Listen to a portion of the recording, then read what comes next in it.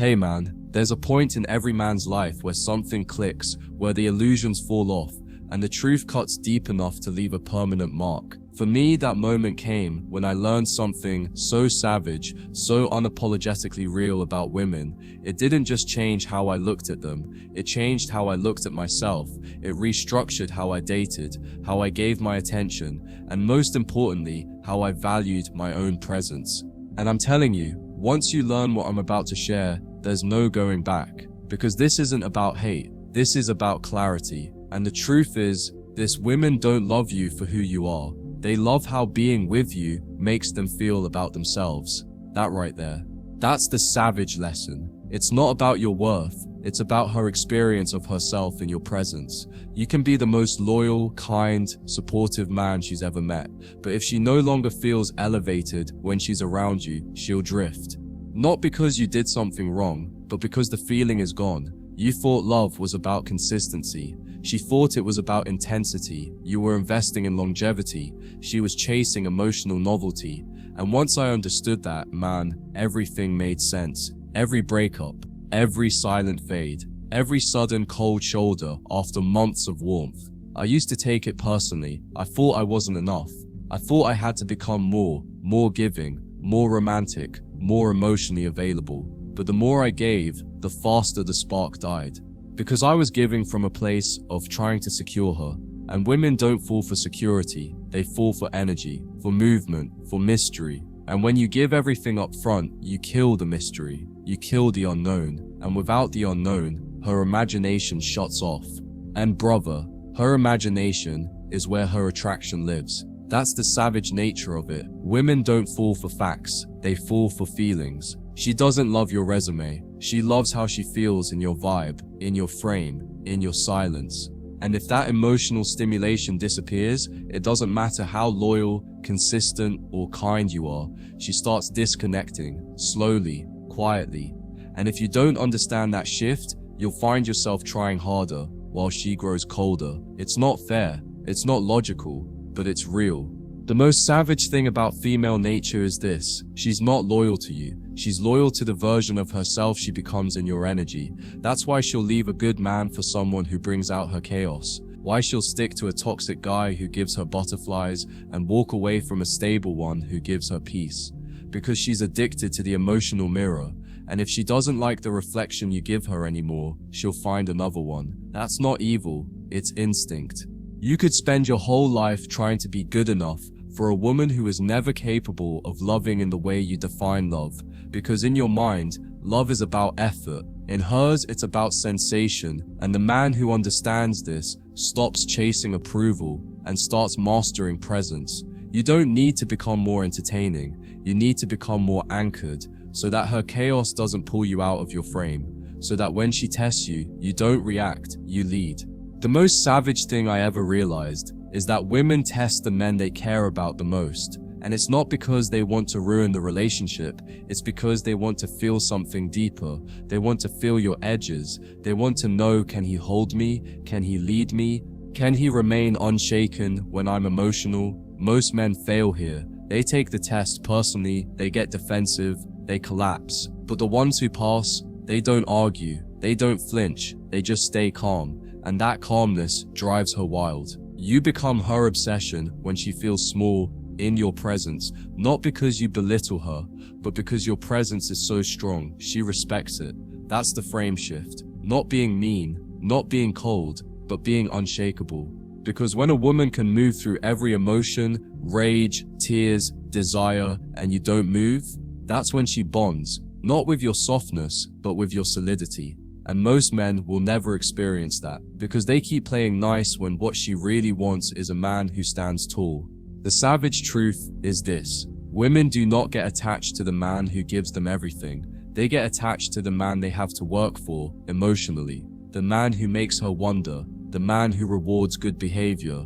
The man who doesn't collapse when she gets moody. If she knows exactly where she stands with you every second of the day, you've already lost her attention. Not because she wants drama, but because certainty without effort creates boredom. That's why she'll say things like, "You're too good for me," or "You're too nice." Because she doesn't feel enough tension, enough polarity. She wants a man who can stand above her emotionally, not chase her like she's the prize. That's the game. You think being everything she says she wants is enough until she drops you for the guy who makes her feel like she has something to prove. Not because he's better, but because he makes her feel more. You lose women not by failing to meet their needs, but by failing to activate their emotions. You can do everything right and still be left. Because right is subjective. It's based on how she feels, and her feelings are like the weather, they change. But if you're the sun in that storm, constant, warm, untouchable, that's when she starts adjusting to you. Not because she has to, but because she wants to. I had to learn the hard way that you don't get chosen for being the most available. You get chosen for being the most impactful. And impact doesn't come from words, it comes from energy. The way you walk, the way you hold eye contact, the way you don't flinch when she threatens to leave. Women feel that, they respect that. And in a world where most men crumble for attention, the one who doesn't beg becomes unforgettable. The savage lesson: women love how you make them feel, but they'll leave the moment that feeling fades, even if your love remains the same. That's why the only thing you can control is your frame. Not their emotions, not their choices, but your energy, your focus, your discipline. And when that becomes your priority, you stop fearing loss, because the only thing that matters is this: did you stay true to yourself? If yes, then her walking away isn't rejection, it's redirection. Women will rarely tell you the truth with their words, they speak with patterns. They pull back, they get colder, they start comparing, and most men don't see it.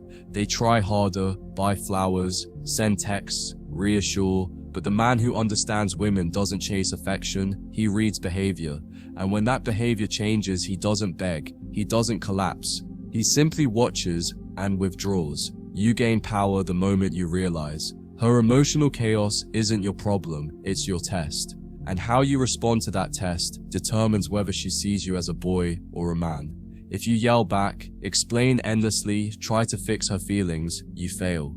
But if you stay grounded, lead with clarity, and refuse to be pulled out of your frame, you win. Not by force, but by being unmoved. The man who wins with women isn't the one who gets the loudest validation. He's the one who maintains the most emotional gravity. You want her to feel like she's orbiting around something solid, something unmovable. That's your frame. And when she enters it, it needs to feel like a different world. Not chaotic, not uncertain, but stable, powerful, masculine. That's when she starts respecting you. Not because you demand it, but because your presence commands it.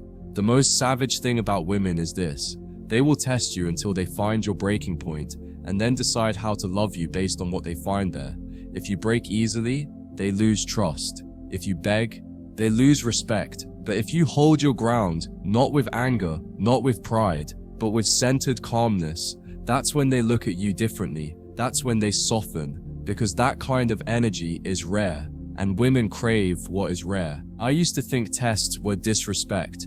Now I understand their instinct. She's not trying to hurt you, she's trying to feel you. She's trying to sense if your masculinity is something she can rest inside, and that only happens when you don't fold, when you don't over-explain, when you don't try to fix her feelings, but instead stay present through them. That's what earns trust, that's what builds long-term connection. But most men never get there, because they're too reactive to pass the tests that matter most. The savage truth most men run from is this: the more power you give a woman over your emotions, the less attraction she feels. It doesn't matter how good your heart is. If you can't manage your emotional state in front of her, she won't feel safe.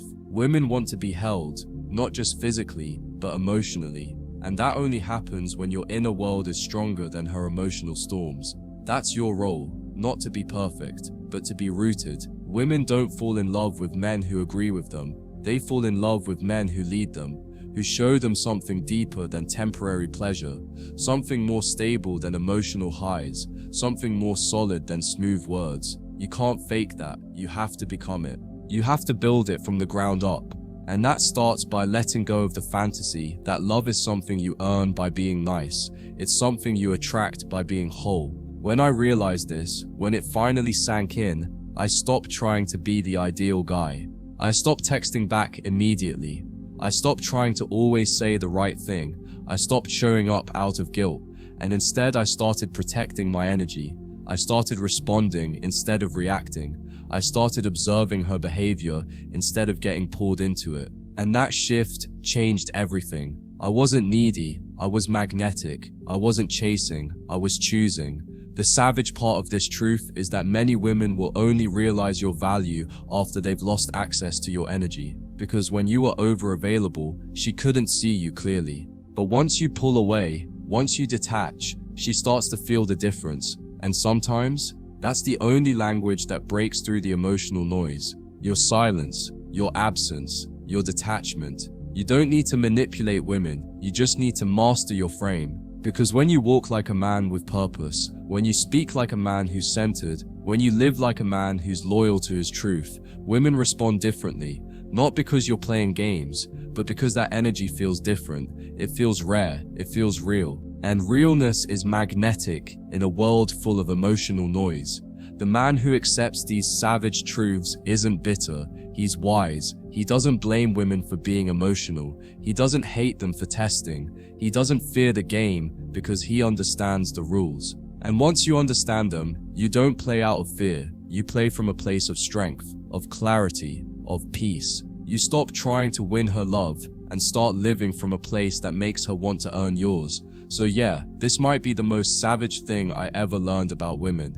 But it's also the most freeing, because when you stop expecting female nature to mirror yours, you stop getting hurt by it. You stop taking it personally, you stop bending, you stop chasing, and you start building your mission, your life, your world. And the woman who belongs in that world, she won't need constant convincing. She'll feel it, and she'll align herself with it. Not because you begged her to, but because you finally stopped begging and started becoming a man worth following.